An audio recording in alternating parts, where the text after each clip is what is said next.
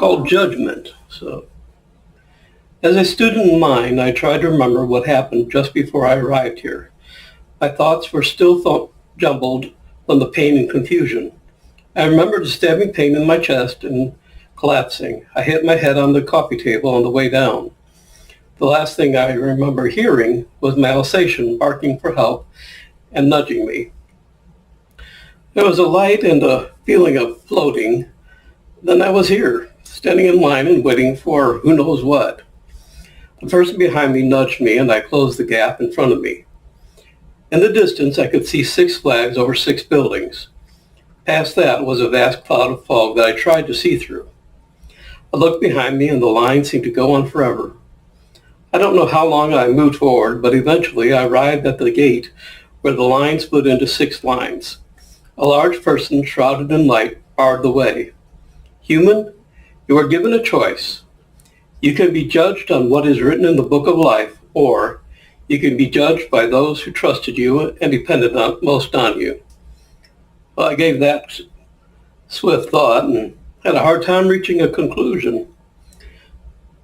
You have delayed too long. The choice is made for you. You will be judged by those who trusted you.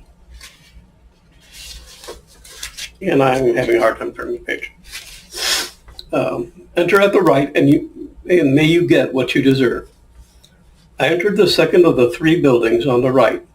Another person guided me to a door and ushered me inside. On a lofty bench sat the judge. Your Honor, I would like to say, the judge raised a hand. You have no say here. What is meted out to you, whether good or bad, is left up to others. I am merely the adjudicator. The judge rapped the gavel and another door opened on the side. Call in the witnesses. I shook and a cold sweat broke on my brow as I waited to see my family walk through the door. I had been divorced for 6 years, and in the ensuing time, my relations with my family had deteriorated. My ex-wife had slowly poisoned my children against me. Last year, they had died in a car crash, and now they would walk through that door and pass judgment on me. I felt my case was already lost. I closed my eyes and felt my knees buckling. My eyes will open when I heard a rush through the door, and the 7 dogs I had had through my lifetime surged through the court, jumping and barking, their tails wagging, and my face was awash in kisses. Strolling out casually were the 2 cats I had rescued from the shelter. Their purrs filled the chamber. They arched their backs against my legs. I looked up in astonishment at the judge. These are my witnesses? The judge smiled at the scene before them. We cannot rely upon the words of humans. They can be false witnesses. Animals are the surest test of a person's worth.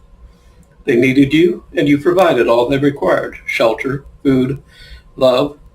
They welcome you and will lead you through the gates of heaven.